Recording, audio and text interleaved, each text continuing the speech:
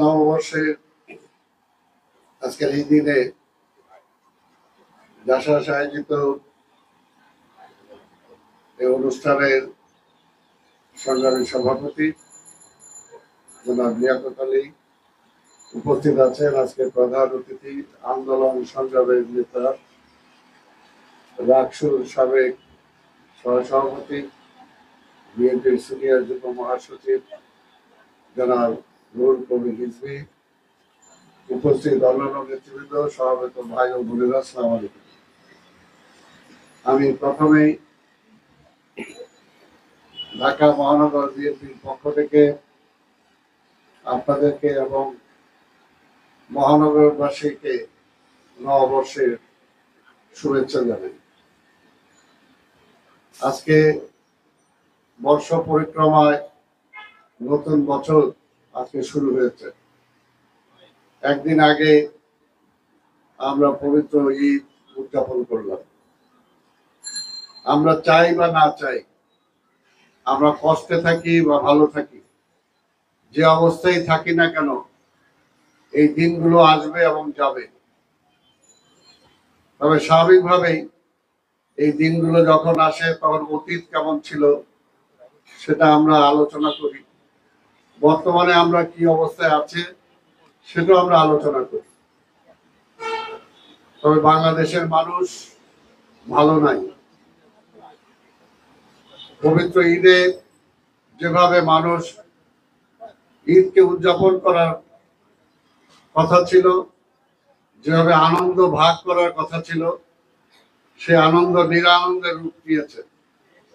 যখন আমরা দেখেছি একটি পরিবারের প্রধান তার ফ্যামিলিকে মাংস কিনে দিতে না পারার কারণে নিজে আত্মহত্যা করেছে। এই হলো আজকে বাংলাদেশের অর্থনীতি, এই হলো আজকে বাংলাদেশের অবস্থা।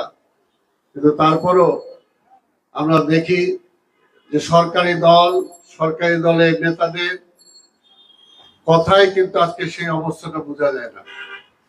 আজকে আমরা দেখেছি যে আওয়ামী লীগের সেক্রেটারি জেনারেল যে ভাষায় কথা বলে, আর শুধু বিএনপি কে খুঁজে, সবকিছুতেই বিএনপি।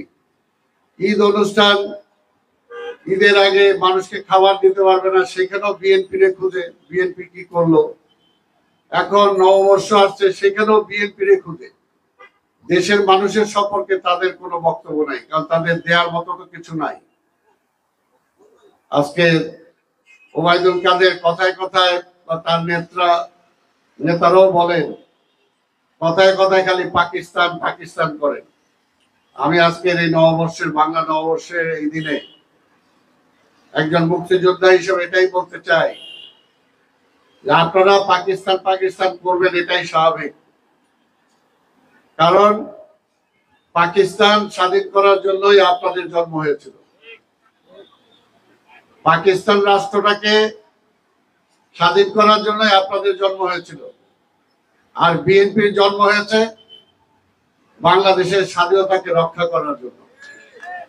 পার্থক্যটা এখানেই যে শহীদ জিয়ার জন্ম হয়েছিল সেই সময় 26শে মার্চে কালুরঘাটের সেই ঘোষণার মধ্য দিয়ে। এই কারণেই মুক্তিযুদ্ধের চেতনার যে ধারাবাহিকতা, সেটা অবশ্যই বিএনপির মধ্যে বেশি থাকবে, এটাই থাকা স্বাভাবিক। লোকজনদেরকে আপনারা দ্বিধান্বিত করতে চান। আজকে আপনাদের এই নববর্ষের, বাংলা নববর্ষের প্রথম দিনে বলতে চাই, পাকিস্তানের কথা বলেন, সমালোচনা করেন। যুদ্ধের পরে রক্ত শুকায় নাই।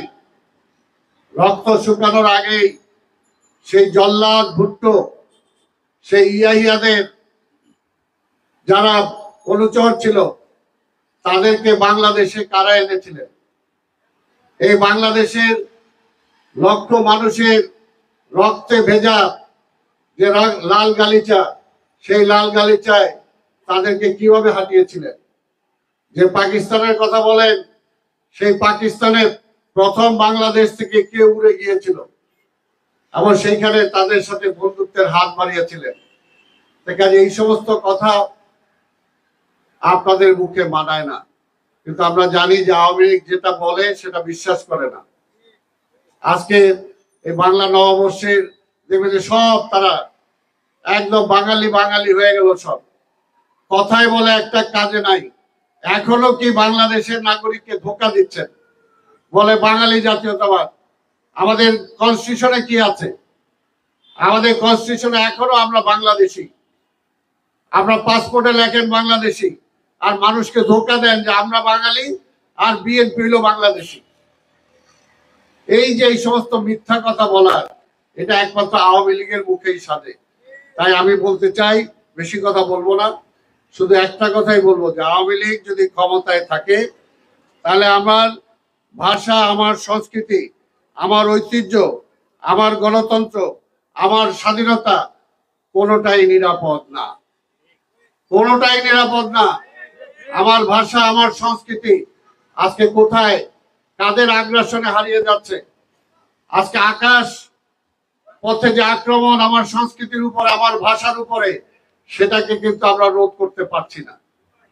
এবং বর্তমানে এই সরকার শুধুমাত্র ক্ষমতায় টিকে থাকার জন্য আধিপত্যবাদী শক্তির কাছে সবকিছু তারা বিকিয়ে দিচ্ছে, সবকিছু তারা বিকিয়ে দিচ্ছে। তাই আজকে বলতে চাই, যদি এই দেশের আমার মুখের ভাষা বাংলা ভাষা, আমার অর্জিত গণতন্ত্র, আমার অর্জিত স্বাধীনতা যদি আমি রক্ষা করতে চাই, তাহলে আওয়ামী লীগকে ক্ষমতায় রেখে সেটাকে আমি কোনোভাবেই রক্ষা করতে পারবো না।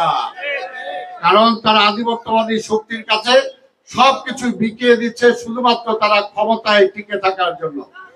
তাই আজকে এই স্বাধীনতাকে যদি রক্ষা করতে হয়, গণতন্ত্রকে যদি ফিরিয়ে আনতে হয়, আমার ভাষার অধিকারকে যদি প্রতিষ্ঠিত করতে হয়, আমাদের সংস্কৃতিকে যদি রক্ষা করতে হয়, তাহলে অবশ্যই একটি জাতীয়তাবাদী সরকার ছাড়া কোনোভাবে এটাকে রক্ষা করা সম্ভব না। তাই আসুন আজকের এই দিনে আমরা আমাদের নেত্রী, দেশনেত্রী বেগম খালেদা জিয়ার জন্য দোয়া করি। আল্লাহ যাতে তাকে সুস্থ করে আবার বাংলাদেশের রাজনীতিতে অ্যাক্টিভ হওয়ার সুযোগ করে দেন। আমাদের নেতা দেশনায়ক তারেক রহমান শত ষড়যন্ত্রের জাল ভেদ করে তিনি যাতে দেশে ফিরে আসতে পারেন, এবং আমাদের আন্দোলনে তিনি যে নেতৃত্ব দিচ্ছেন, এই আন্দোলনের মধ্য দিয়ে যাতে আমরা গণতন্ত্রকে ফিরিয়ে এনে আমাদের নেতা তারেক রহমানকে আমরা দেশে ফিরিয়ে আনতে পারি, এবং এই দেশের মানুষের অর্থনৈতিক যে অবস্থা, রাজনৈতিক যে অবস্থা, তা থেকে যাতে আমরা মুক্ত করতে পারি, সেটার জন্য আজকের এই দিন আমরা শপথ গ্রহণ করি। এই কথা বলেই আমি আমার বক্তব্য শেষ করছি। খোদা হাফেজ। বাংলাদেশ জিন্দাবাদ।